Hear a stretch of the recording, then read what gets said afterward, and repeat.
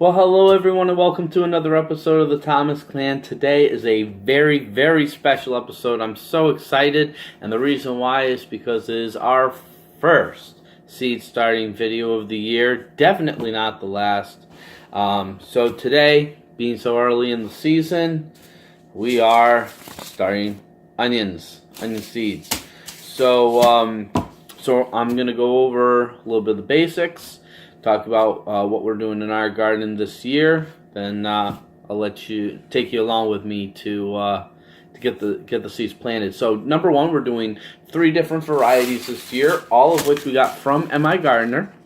Number one is going to be our red burgundy onion. Very excited about these.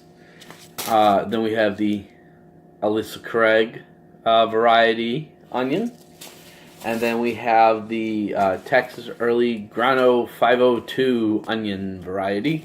So let me go over a little bit on why I picked these 3 varieties. Number one, the Alyssa Craig is very similar to the ones that you get in the grocery store. They get to be a pretty decent size, and in our environment, in our climate here in Western Mass, this is one variety that grows very, very, very well. And being that in the past we had issues like last year, I realized a lot of it was my own doing why they didn't grow. We did have some issues with growing the onions, but I've learned a lot from that. And this is a variety that is very easy to grow, so I'm very excited about these. So we're doing those. The red burgundy onion, of the different choices, MI Gardener has 2 different red onion varieties. Then of the other brands that I look at, I had about 3 different other varieties to choose from of red onions. But this red burgundy onion seemed to be the one that would most fit in with a couple of different things. One, we don't use a lot of red onions, but we do use them, so I wanted to be able to grow enough to have enough on hand, but I didn't want to take up a lot of space in the garden. These get to a really good size. They don't need too much extra, like the Alyssa Craig. They are very easy to grow. They are one of the easier growing varieties. They're a very strong variety, and I'm very excited to be growing this particular one.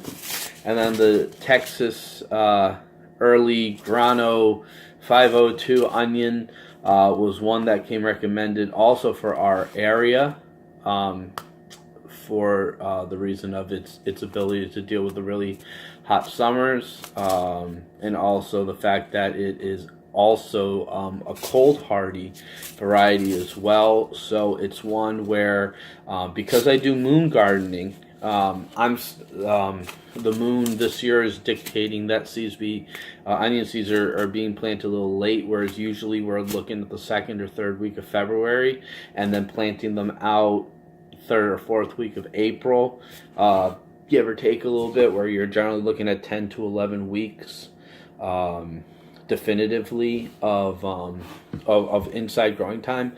This year we're looking at it's now March 3rd. Unfortunately, I'm a day late from the best day, but it is still moon favorable to plant the seeds. And May 1st and May 2nd, I believe, are the days that they need to go out. So you're looking at only 8 weeks. 8 weeks, 3 days to be exact, that we have for these seeds to grow, which, if you look at most varieties, it says to start season door. It actually says right here 8 to 12 weeks before planting outdoors. So these are going to be young. The almanac, a lot of the long range weather services are saying it's going to kind of be a cold May, cooler than average, probably a lot like it was last year. Hopefully not as extreme with the ups and downs, but either way, these varieties are ones that should do very, very well. I want to show you the soil. So the soil is, I got a bucket full of what we made. I hope you watched that video. Oh, sorry, stop you guys. So I hope you watched the video where we made our own seed starting mix, and this is it. And so it's pre-moistened, and the idea is that when you pre-moisten, you want to hold its shape but break apart easily. You don't want it to be sopping wet. You don't want to, you know, like it's sticking to my hand, but it's not like dripping. And that's, let me put you guys back down here. And so that's what you guys want to be looking for. So just to give you guys an idea, I am using these 72 cell starter trays. Now the reason why I'm using these with a particular size of 2x2s is because for a lot of them I don't plan on upplanting them into bigger pots. Pots can get expensive and I'm on a budget. So I am going to put 2 seeds in each cell with the idea that hopefully at least 1 sprouts in each cell. If 2 sprout in each cell, I'll obviously thin at an appropriate time. But we are using 4 of those trays. 288 cells are going to be filled up. Now, just to give you an idea, the Alyssa Craig, the approximate seed count is 75, so we're planning on doing 36 pairs of seeds, 36 cells. Then we are doing 48 cells of the red burgundy, and all the rest is going to be the Texas grano seeds. So yeah, so that's pretty much it. So basically from here, all I'm going to do is I'm going to get all the soil. I'm going to stuff the trays as full as I can get them, and within reason. And then I'm going to plant some seeds. Now, when I am all done, I am going to put a little bit of water on the bottom, but not a lot. Now, obviously, you want to water from the bottom when you're starting seeds for a lot of reasons, and the principal reason, I'm only going to be doing a little bit of water, barely over the ridges in the middle. Basically because I don't want to risk that the soil becomes too moist and starts to rot the seeds. Now obviously if you saw my video where I'm making the seed starting soil, you saw how much perlite, how much vermiculite I put in there, which does absorb a lot of moisture. And so that's something that you don't want to rot the seeds. So I'm going to get filling. I'll update you guys in a couple of minutes.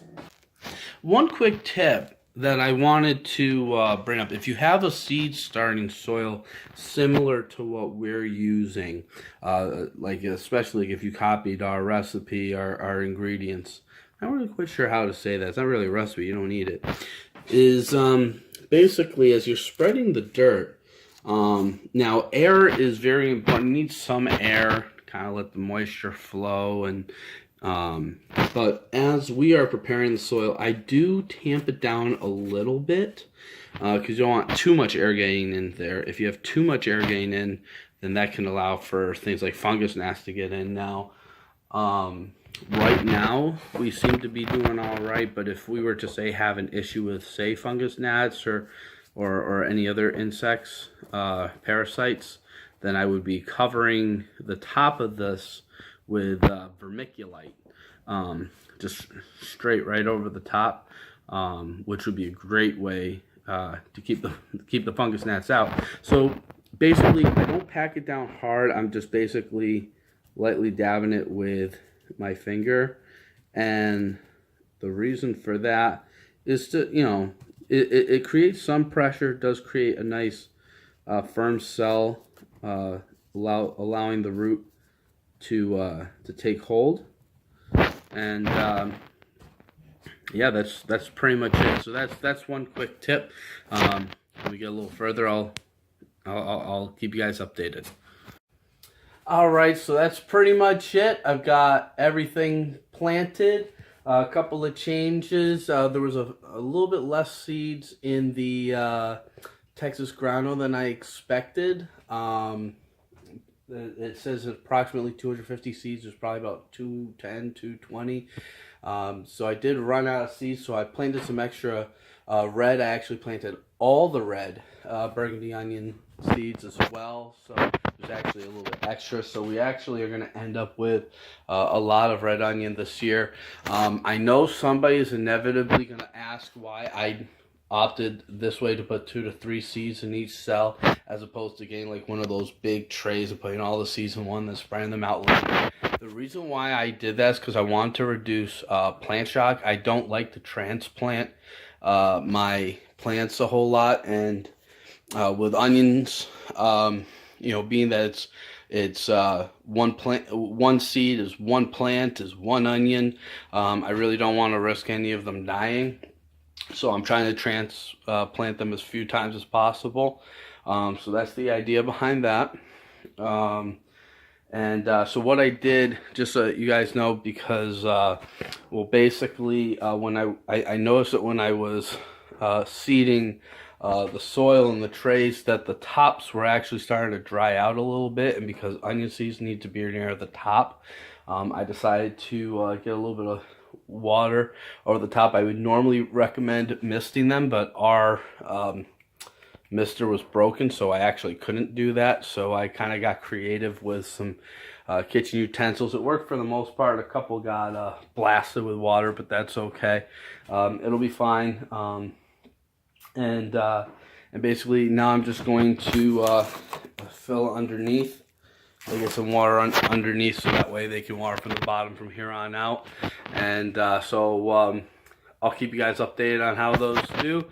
A couple of weeks we'll have more stuff to seed. And yeah, that's pretty much it. I hope you guys enjoyed this video. I'm looking forward to a lot of onions and pretty much everything we cooked this year. So please give us a big thumbs up. Don't forget to like and share this video. Subscribe to our page. That's very, very much appreciated. Follow us on Instagram, like us on Facebook, and keep up to date with everything we do that way. Thank you so much. We'll see you soon. Bye.